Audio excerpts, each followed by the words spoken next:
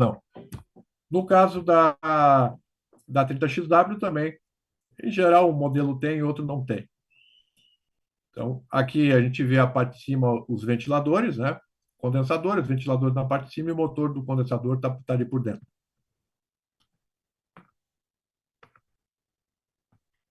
Nessa parte a gente vê o compressor e o separador de óleo, eles estão estão na lateral, na descarga do compressor. Ela entra no separador de óleo e lá ele vai separar o óleo. A gente vê também essa linha que está chegando aqui, ó, passando por um silenciador, uma mufla, né? É a linha que vem lá do economizador. Então, essa linha que vem do economizador, ela entra aqui na lateral do compressor. E ainda na parte de baixo do separador de óleo, ele tem um sensor de nível de óleo. Então, o sensor de nível de óleo do tipo boia, né, uma boia que está ali, de acordo com o nível de óleo, essa boia, abaixo de um determinado nível, abre um contato e acima ela, então, vai estar com o contato fechado e aí o circuito vai poder operar. Ainda toda essa parte que a gente vê aqui é o circuito de óleo, né? Então, para que serve o circuito de óleo? Ele vai pegar o óleo que vem do separador de óleo e circular todo o tempo dentro do compressor. Tá? Então, depois nós vamos ver com um pouco mais de detalhes isso. Familiarização, então, com a unidade 30XA, a gente tem na parte das conexões, aqui é que entraria a conexão Vitaulic, tá? Um trecho de tubo até o flange ou a solda, né? Ou o tubo que vai ser soldado na outra ponta. Aqui a gente vê o sensor de temperatura na entrada de água gelada, a entrada ela acontece pela parte de baixo, e na saída. Então, tem sensor de temperatura aqui e outro aqui. Aqui nós temos uma chave de fluxo eletrônica, o modelo que a gente usa hoje é diferente, mas a chave de fluxo eletrônica ela está aqui na entrada da água. Então, o objetivo da chave de fluxo eletrônica é medir a velocidade do fluxo de água. Então, vai medir em centímetros por segundo. Aqui, tendo uma boa velocidade de água, o contato vai estar fechado, não tendo, o contato está aberto e a unidade vai desligar. Ainda nós temos um pressostato diferencial que fica lá atrás do quadro elétrico, então temos uma mangueira que vem na entrada de água gelada e outra na saída, e essa pressão diferencial, se ela for superior a 2 libras, 2 PSI de diferença entre a entrada e a saída, então nós vamos ter ali a operação da máquina, porque o contato do pressostato vai estar fechado. Olhando, no caso da 30XA, para o circuito de óleo, então aqui aparece a representação do compressor, aqui do separador de óleo, o refrigerante vindo do cooler, efetivamente a gente tem uma tubulação de sucção que vem do cooler para o compressor, passa pelo transdutor de sucção. Então, nós temos na máquina lá, são 4 tipos de transdutor. Nós vamos ampliar isso depois, mas transdutor de sucção, transdutor de óleo, transdutor de alta e transdutor de economizador. Esse refrigerante, então, ele vai para o compressor, é descarregado, vai ao separador de óleo. Aqui a gente tem no separador de óleo uma representação do aquecedor de óleo. E temos também o sensor de nível de óleo lá dentro do separador. Então, o que o separador vai fazer? Vai separar o óleo, vai deixar o refrigerante ir adiante, em direção ao condensador, passando pelo pressostato de alta. E esse óleo, depois de separado, ele tem um circuito específico para retornar ao compressor. Então, sai do separador de óleo, tem uma válvula de serviço, de bloqueio, tem o filtro de óleo, tem uma solenoide de óleo, válvula de retenção, que vai permitir o fluxo de óleo somente nesse sentido, passa pelo transdutor de óleo e aí ele vai também para o compressor. Então, todo o tempo ele vai estar, uma vez que a gente tenha o compressor em operação, todo o tempo a solenoide de óleo vai abrir, então todo o tempo a gente tem circulação de óleo, separação, circulação, separação e assim por diante, né? Não está mostrado aqui, mas também tem uma outra saída, junto com a entrada aqui, também tem uma outra saída de óleo, o outro tubo, que vem aqui para fazer uma tubulação importante, porque ela que vai ser responsável por injetar, a partir da solenoide do compressor, injetar pressão para aumentar a capacidade do compressor também. Então, a gente teria mais uma tubulação aqui ao compressor. Então, o que é necessário para funcionar, então, esse compressor? Tendo necessidade de baixar a temperatura, o compressor, quando ele manda ligar o compressor, ele vai abrir a solenoide de óleo, liga o compressor. Aqui, essa máquina, ao contrário de outros modelos, como o GX, HX, não tem bomba de óleo aqui. Nesse caso, por que não tem bomba de óleo? Porque nós temos aqui, ó, esse óleo sendo descarregado no ambiente de pressão de sucção. Ao contrário da GX de HX, porque lá, para que existe a bomba de óleo? Para aumentar a pressão na partida. Porque a pressão que refrigera o motor, ela é uma pressão intermediária, a pressão do equalisador. Aqui a pressão que refrigera é a pressão de sucção. Então, basta abrir a solenoide, ligar o compressor e essa pressão de óleo com a pressão alta, né, derivada da pressão de descarga, rapidamente ela vai conseguir atingir a pressão diferencial necessária para manter o compressor em operação. Então, aqui não tem bomba de óleo e não tem também pré-lubrificação. O que significa? Que não vai ter um sistema específico anterior à partida do compressor para que esse compressor pare. Já diretamente ele já vai partir, abriu a solenoide e ok. Então a gente vê aqui os componentes, aqui tem o filtro de óleo, né?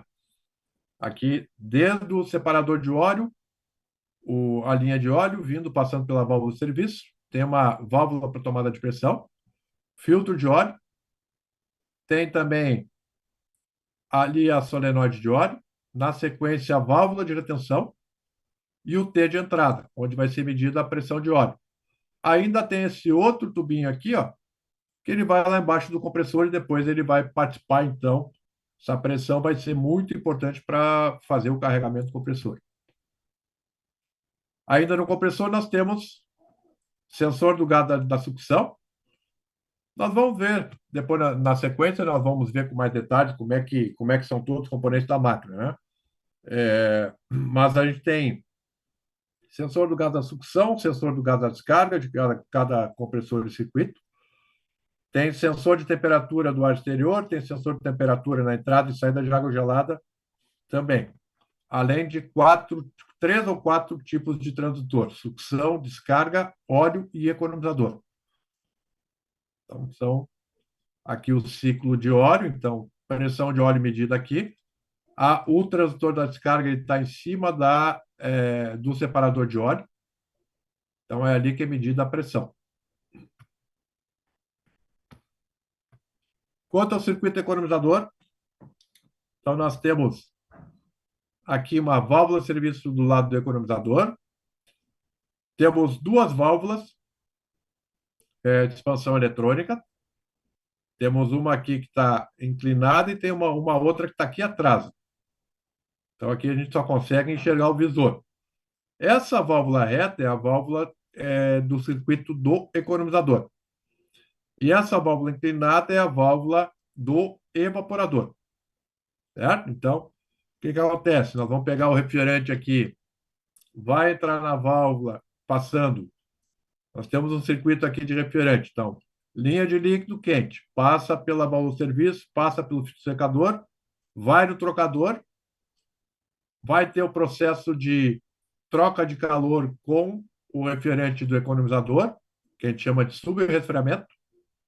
Então, vem para cá, passa pela válvula do evaporador e aí leva o refrigerante lá para o evaporador, passando por uma válvula de serviço. Pelo outro lado, acima de 70% de capacidade, nós vamos ter um fluxo também do circuito economizador. Está pegando aqui, ó, lá da linha de líquido, antes de entrar no trocador, pega uma linha de menor diâmetro, vai na válvula do economizador, e essa válvula ela vai ser usada para manter o superaquecimento do refrigerante do economizador. Então, esse refrigerante sai aqui, passa pela válvula de serviço e vai lá do lado do compressor.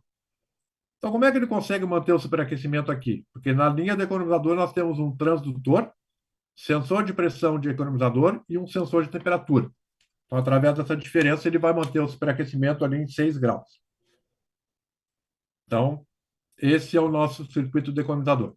Então, para que o circuito economizador é usado? É para melhorar a eficiência do nosso ciclo, sempre que a capacidade do compressor ela é igual ou superior a 70% de capacidade. Certo? Então, nessa situação, vai entrar em ação um circuito de economizador que vai gerar um subresfriamento adicional e vai melhorar a eficiência do nosso evaporador. Certo? Esse é o objetivo. Por que não é usado antes? Porque se considera que a eficiência até 70% de capacidade é uma boa eficiência. Então, ali vai se incrementar acima de 70%. Então, nós temos ali, no caso, o que eu estou falando aqui em relação a 30XA também vale para 30XS, tá?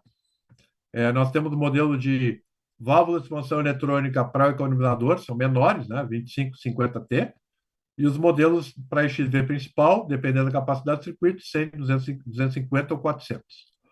Todos os motores aqui das válvulas são iguais, não importa se é XV do economizador ou do XV principal, certo? Mesmo que aqui esteja inclinado, o motor é igual.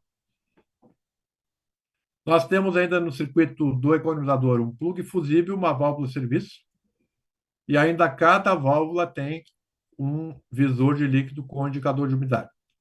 Então, lá, essa é a válvula do economizador, essa é a válvula do evaporador, e aí as duas têm um visor e também indicador de umidade. Depois, a partir da linha do economizador. Então, o que acontece com ela? Ela vem por aqui, passa por uma mufla, que o objetivo dessa mufla é reduzir o ruído e também vibração da linha, e essa linha vem lá no lado do compressor. Então, esse refrigerante está entrando aqui, o que ele vai fazer? Ele também vai reduzir um pouquinho o superaquecimento do refrigerante quando sair na descarga. Isso vai gerar uma condição de capacidade um pouquinho melhor lá para o condensador e o que vai também ajudar a ter uma melhoria no rendimento do circuito. O rendimento da máquina como um todo lá no evaporador também. Ainda a gente vê a linha de óleo aqui, passando pela válvula de serviço, filtro de óleo, solenoide de óleo, válvula de tensão até chegar lá no compressor. Sequência. Aqui nós temos os compressores, então compressor Thunderbolt. A capacidade dela ela vai desde 40 até 300 TR, né? Então, o compressor de menor capacidade é 40 TR. Os maiores compressores, eles são, na realidade, são utilizados lá com a máquina 30XW, né? No caso da XA, ele usa até tem a série de compressoras STS, TT, TU. No caso da XW, ele usa também a série TV. Então, a série TV trabalha com compressores de 200 TR a 300 TR. Aqui nós temos a série TS, numa mesma carcaça, ele trabalha com capacidade 45, os modelos 45, 50, 60. A série TT, os modelos 90, 100, 120, e a série TU são dois modelos, 165 e 185. Então, se a gente for ver o projeto do compressor 06T, ele vai desde 40 até 300 TR. São 4 tamanhos de carcaça, cada série tem um tamanho de carcaça diferente. 3 capacidades por carcaça, com exceção do TU. Modelos 220, 380, 440, no caso da série TV, que é a maior. Nós não vamos ter o modelo 220, porque o motor é muito grande, né? Então, eu precisaria aumentar a carcaça para poder ter compressor de 120 volts. Trabalha com válvula deslizante, que fica nessa região aqui. Quer dizer, essa é a mola que vai acionar a válvula, que na verdade está aqui, ó. Ela está se movimentando, a mola empurra essa válvula deslizante e reduz o fluxo de descarga. Trabalha com 134A e pode ser aplicação até para temperaturas negativas também. Aqui a gente tem um compressor em corte, né, onde a gente vê o refrigerante, ele entra pela sucção aqui, ó. Tem um filtro, né, de tela, passa pelo motor, aqui passa no meio dos dois parafusos e ele vai ser descarregado para cá. Então, nessa parte, a válvula deslizante em si é essa válvula aqui, ó. Ela começa aqui. Essa parte, mais essa e mais essa, compõe a válvula deslizante. Então, essa coloração azul aqui, ela expressa a pressão de óleo que vem para cá e vai empurrar esse conjunto todo contra a força de mola.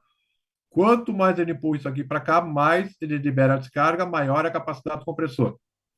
Então, o compressor da 30XA, ele começa a trabalhar, a capacidade mínima dele é 30%.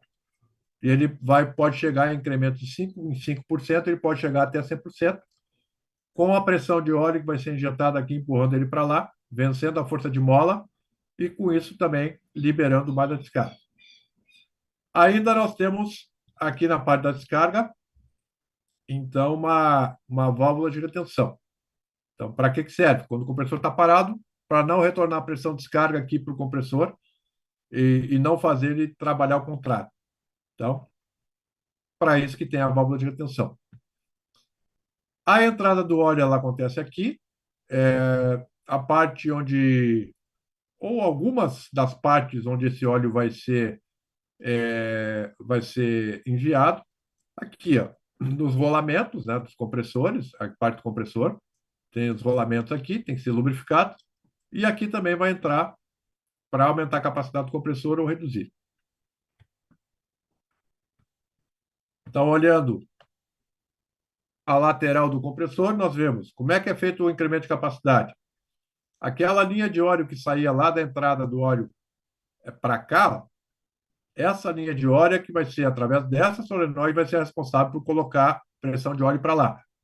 E a outra solenoide é a solenoide de sucção. Então, a gente diz que essas duas válvulas aqui são as válvulas de controle de capacidade do compressor. Em geral, essa, quando injeta óleo, aumenta a capacidade, e essa outra, quando é usada, ela vai reduzir a capacidade, porque vai pegar esse óleo e vai jogar para a sucção. Então, aqui entra a linha do economizador. Então, a linha do economizador, ela, na verdade, o que está acontecendo com ela, ela está indo, ela vem para cá, ó, quando tem a linha do economizador, ela está pegando mais ou menos ali o meio do processo de compressão. Então, está injetando um refrigerante que succiona, vai aumentando a pressão. Quando aumenta a pressão aqui, entra esse refrigerante, o que vai reduzir, na verdade, a temperatura dele, porque tem um determinado superaquecimento. Esse refrigerante que é injetado aqui, ele vai reduzir o superaquecimento. No final, eu vou ter uma melhoria de eficiência lá no condensador e depois no evaporador. Tá? Para isso que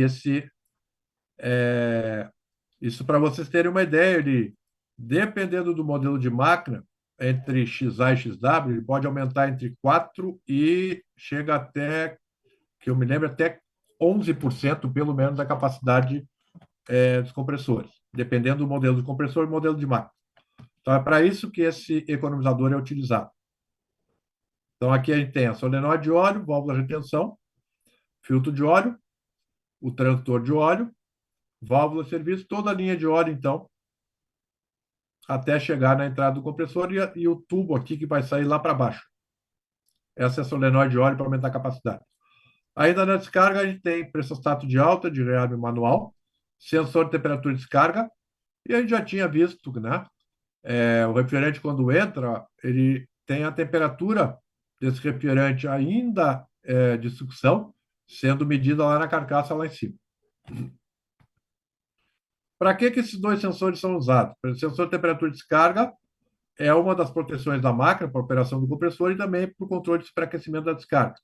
E aqui, essa máquina, ela tendo o economizador, ela tem 3 tipos de controle de superaquecimento.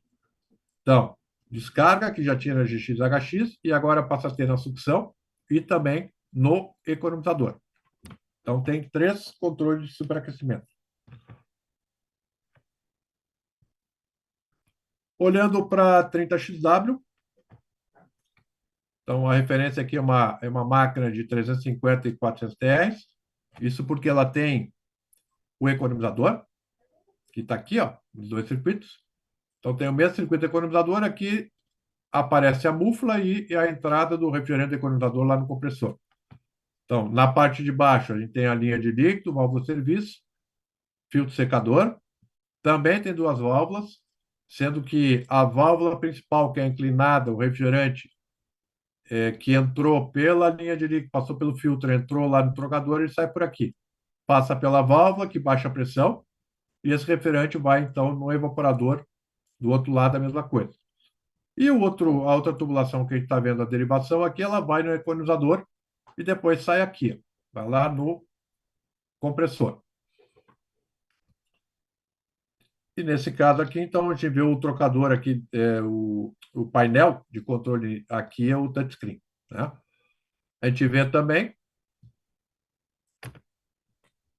aqui a partir da sucção, a linha de sucção que chega no compressor e vai ser descarregado lá para o outro lado. E lá na XW, a gente vê a parte de baixo é o condensador e a parte do trocador de cima é o evaporador.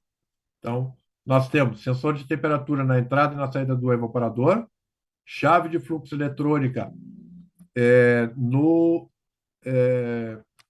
evaporador, na entrada da água, pressostato diferencial também entre a entrada e a saída, e lá no condensador a gente tem, então, sensor de temperatura na entrada e na saída de água de condensação. Então, a entrada sempre embaixo da água e a saída sempre em cima, isso nos 2 trocadores. Também é possível, aí, opcionalmente, né, comprar a máquina já com chave de fluxo eletrônica no condensador também, certo? Mas aí tem que, no momento da compra do equipamento, tem que fazer opção. Então, olhando o tipo de evaporador, é inundado, né, similar ao da 30XA, trabalha com tubos de 3/4 de diâmetro externo, e o condensador, e também separador de óleo, porque aqui, no caso da XW, é que nem a HX. Aqui o condensador, na verdade, é condensador mais separador de óleo. Então, nós temos um tubo ali de 1 polegada de diâmetro externo. Aqui, externamente, a gente vê o sensor de nível de óleo e também um visor, que eu posso... Tenho dois visores aqui, na verdade, para mim ver o nível de óleo no circuito de óleo. E aqui temos o circuito de óleo. Então, passa para uma válvula de serviço, filtro de óleo, válvula solenoide, quando ligar o compressor vai abrir, válvula de retenção, e aí esse óleo vai chegar lá no compressor, onde vai ter, no caminho, ele tem também o transdutor de óleo. Aqui a gente vê, então, a parte do evaporador, a parte do condensador, e lá na saída do compressor nós temos uma mufla, ou um silenciador da descarga. E o fluxo de refrigerante que entra lá no condensador, ele é dividido em 2. Então, a gente tem aqui, ó, uma válvula de serviço para uma entrada para metade do fluxo e outra para outra metade. Temos ainda, a gente vê aqui, válvula de segurança no condensador. E ainda nós vamos ter aqui também o transdutor da descarga. O evaporador, então, é do tipo inundado, o que significa que, então, os tubos, a água está passando por dentro dos tubos e o refrigerante está entre os tubos e a carcaça. Então, esse é o evaporador inundado, separado em 2 partes. Na fábrica, o processo de expansão mecânica dos tubos é feito aqui, ó, nas laterais, e depois no centro também. De maneira, essa separação é para que a gente tenha o refrigerante do circuito A separado do refrigerante do circuito B, que está por fora dos tubos, entre os tubos e a carcaça. Aqui a gente vê, então, a chave de fluxo eletrônica também se trabalha com pressostato diferencial. Chave de fluxo eletrônica, nesse caso aqui, é 20 centímetros por segundo. Então, instalado em fábrica. e usa um modelo específico tanto na XA quanto na XW. São diferentes, né? Não são iguais. Então, a gente tem aqui, olhando para o evaporador, então, sensor de temperatura também, igual a XA e XS, na entrada e na saída de água, e aqui a chave de fluxo eletrônica mais precisidade diferencial. E a gente tem a opção também de inverter o cabeçote para o outro lado, só que isso tem que ser avisado, tem que avisar a fábrica antes de produzir a máquina. Daí pode ser do lado direito ou do lado esquerdo.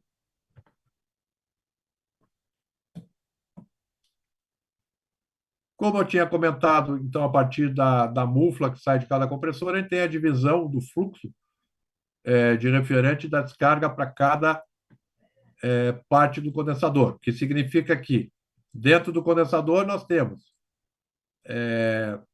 um filtro para esse lado e o outro filtro para cá. Então, o refrigerante, quando entra, passa por um filtro para separar o óleo, aqui também, e no centro ele vai levar esse refrigerante lá para o condensador, que é a parte de baixo. Então, a primeira parte do separador do condensador é o separador de óleo. Então, se a gente for olhar o filtro que eu estava dizendo, entra o fluxo aqui, passa pelo filtro, passa a outra também por um filtro, e o refrigerante, quando é separado, ele passa por aqui para a parte de baixo. Então, a gente consegue ver claramente que a parte do condensador é a parte, se eu tirando a tampa do lateral, é a parte que tem tubos, e a parte que tem o espelho cego é a parte do separador de óleo que fica montado dessa forma aqui. Certo? Então, condensador, e a outra parte, a parte de cima, então, separador de óleo.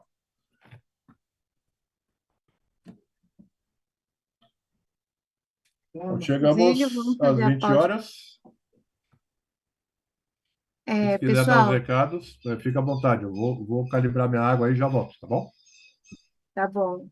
Pessoal, eu enviei no chat o link para vocês realizar a avaliação, e através dessa avaliação onde a gente pega os dados de vocês e faz o envio do material e do certificado. Como eu disse no início, é necessário que vocês renomeiem o nome aqui na plataforma para que todos que não consigam receber o material, o certificado, por algum erro é, ou, ou algo, o spam, às vezes vai para o spam, e aí, caso alguém não receba, a gente vê aqui na gravação e consegue ter... Gente, você está conseguindo me ouvir? Porque tá falando aqui que travou, pessoal no chat, mas continuando, Eu tô te escutando bem. tá? Ah, então acho que Para mim não travou. travou só pro Isaías. Tá bom, né? É, porque eu tava falando que é necessário renomear por conta de caso alguém não receba, aí a gente consegue ter acesso aqui e verificar quem realmente participou ou não do treinamento.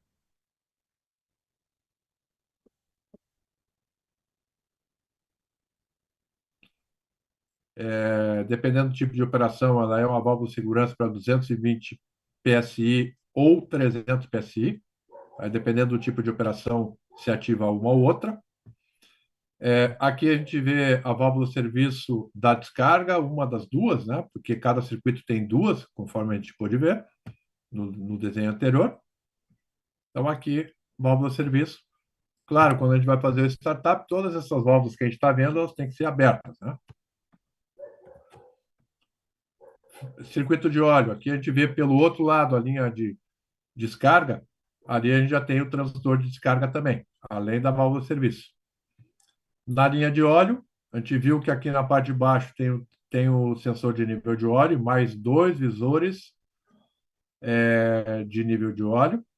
Ainda, embora não apareça aqui, tem duas válvulas de serviço também. Então, uma antes e outra depois. Quer dizer, se a gente tiver problema com o sensor de nível de óleo e precisar trocar, eu consigo, fechando essas duas válvulas, eu consigo fazer todo o processo, depois botar o novo sensor de nível de óleo, fazer evacuação nessa parte aqui, separadamente. Ainda tem aqui a válvula de serviço da linha de óleo, uma tomada de pressão, filtro de óleo, solenoide de óleo, válvula de retenção. Na sequência, na linha de óleo, ele vai ter ali o transdutor de óleo. Aí chega lá no compressor, no T, e sai a linha que vai, de novo, né, aumentar a capacidade do compressor. Linha de óleo que vai para solenoides aqui na parte de baixo. Então, das duas solenoides, uma tem um tubo que chega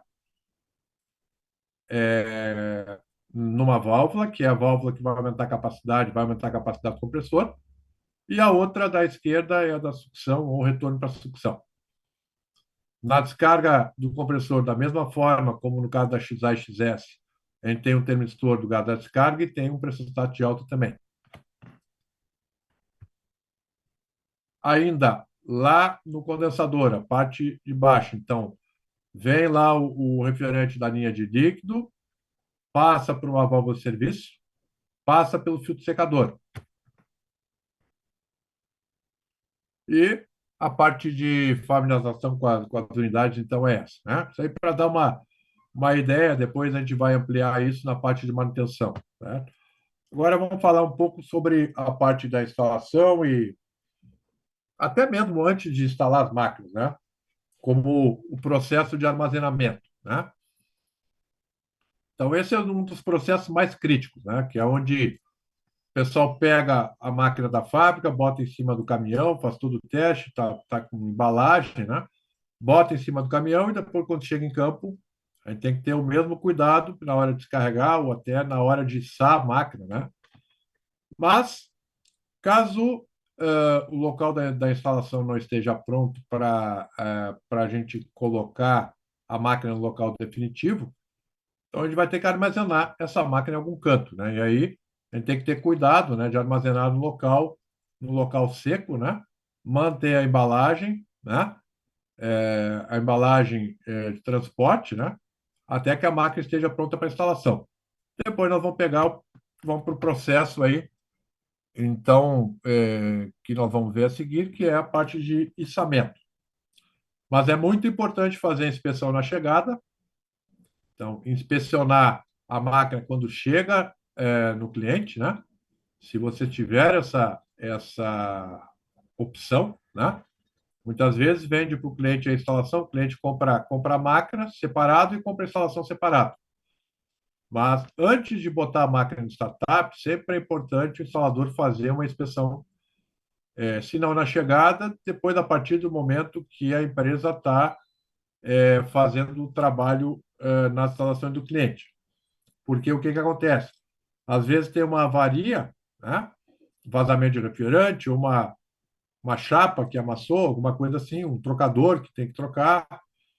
E aí, para esse tipo de máquina, né? Não, as peças não estão em estoque, né? A não ser uma ou outra, com uma válvula de expansão, um trocador, alguma coisa assim. Mas se eu precisar um trocador, um condensador, uma parte de chapa, vai ter que ser produzida na fábrica. Isso muitas vezes demora um pouco, né? Então, por isso que ao fazer a inspeção, caso tenha alguma avaria, já o ideal seria que o próprio cliente, ou quem recebesse a máquina, já no documento de entrega já fizesse essa ressalva, né? E aí também avisar o pós-venda da carne para que providencie o reparo da unidade, né? Aí vai ser o pós-venda da carne, ele vai entrar em contato com o instalador credenciado ou com a área de serviço da própria MDA Carne, né, para que faça o trabalho. Mas é importante que seja avisado, se tiver algum tipo de avaria, que seja avisado o mais breve possível, porque muitas vezes tem peça que leva um mês para ser produzida, ou até mais às vezes. Então, por isso, a importância de avisar o mais rápido possível. Então, existe normalmente um documento de inspeção na chegada, né? Se você não tiver esse documento, mas De qualquer maneira, a transportadora tem lá um checklist de chegada, né? E ali deve ser apontado qualquer tipo de problema já na chegada, né? Então, é importante, né, que seja feito isso. E uma ressalva que tem aqui na parte de baixo do slide é que a avaria de transporte só é ressarcida referente ao transporte de fábrica, né? Por que isso? Porque muitas vezes o cliente contrata transporte próprio. Se ocorrer algum tipo de avaria no momento que a máquina chegar na instalação, isso não é mais responsabilidade da fábrica, né? A responsabilidade da fábrica é até o momento que a máquina é colocada em cima da transportadora do cliente. A partir daí, o cliente vai ter que cobrir todos os custos. Outro processo importante, na maioria das vezes, quando o cliente contrata o transporte da fábrica, também, muitas vezes, pode ser contratado o içamento. Então, chegando lá, a máquina vai ser içada diretamente para o local da instalação, quando possível. E uma ressalva que se faz é que, de acordo com o modelo da máquina, ela tem que obrigatoriamente ser içada pelo número de pontos que está indicado aqui. Então, a máquina 80 são 4 pontos, 90 a 126, 140 a 168 e assim por diante. Então, tem máquina de 500 TR, por exemplo, ela tem que ser içada por 14 pontos. E aí, se a empresa tentar içar essa máquina, 14 pontos, ela tenta içar por 6, o que vai acontecer? Vai curvar toda a estrutura da máquina, provavelmente ele tenha problema em trocador, a estrutura da máquina vai ficar torta também, então isso vai gerar uma série de danos, né? Então é importante, se vocês estiverem acompanhando isso, é importante que seja cumprido, a empresa que fizer o içamento, ela tem que cumprir com o içamento pelo número de pontos que está indicado aqui. Extremamente importante.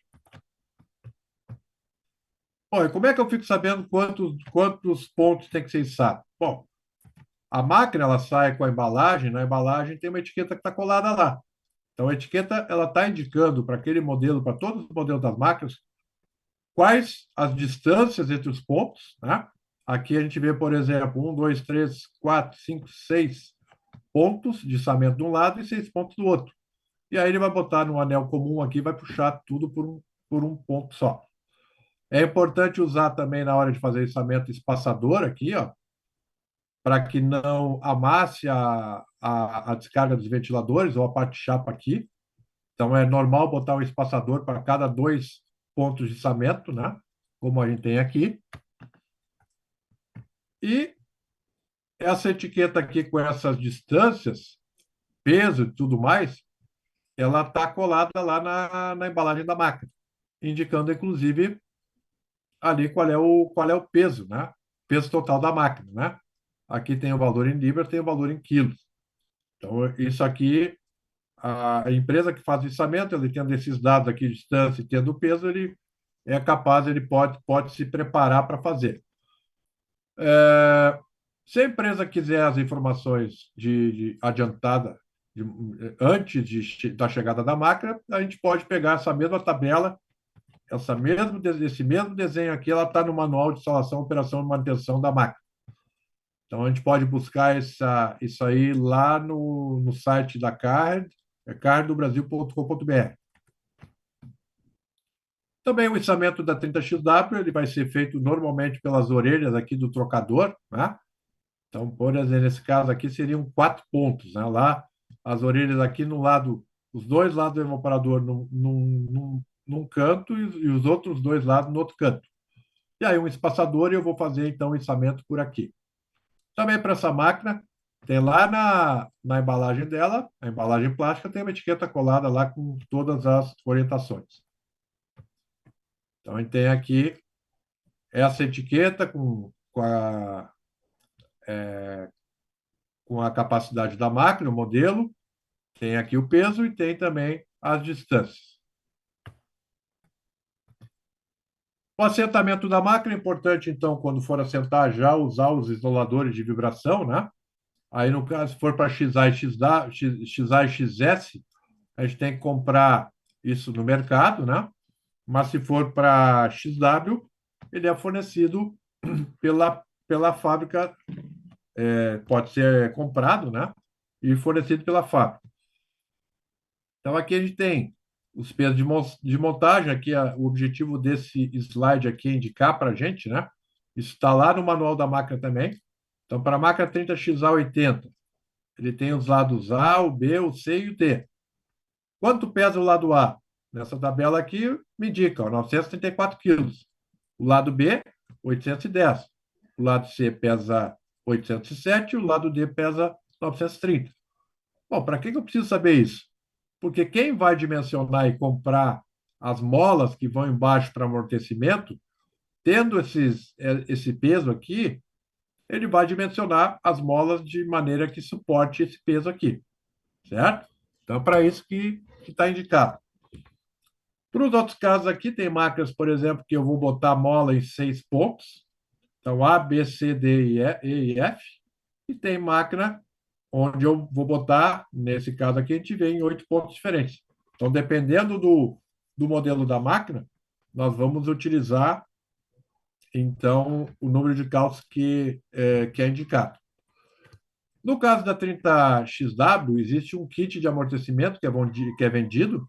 Então, são esses códigos que a gente vê aqui, ó, código Midea Carrier, são esses 5 modelos diferentes, que tem aqui, ó, capacidade de carga, o valor mínimo e o máximo que eu posso aplicar para cada um deles. Então, de acordo com o peso da máquina, nos 4 cantos dela, então nós vamos utilizar aqui o kit de acordo com o que eu preciso, certo? Então, tem a capacidade de carga aqui, os valores máximos.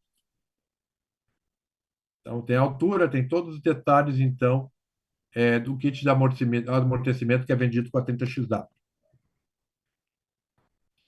Quanto a espaço para manutenção, a gente vê aqui, no caso da XA ou da XS, o ideal seria a gente ter na lateral ali, extremidade, pelo menos 1,80 m de espaço. Tá? Esse seria o ideal.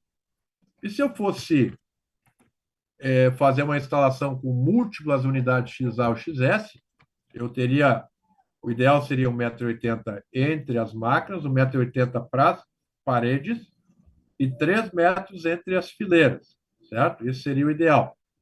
Então, 1,80 m, 1,80 m dos lados e 3 metros entre as fileiras. Isso é o recomendado, né?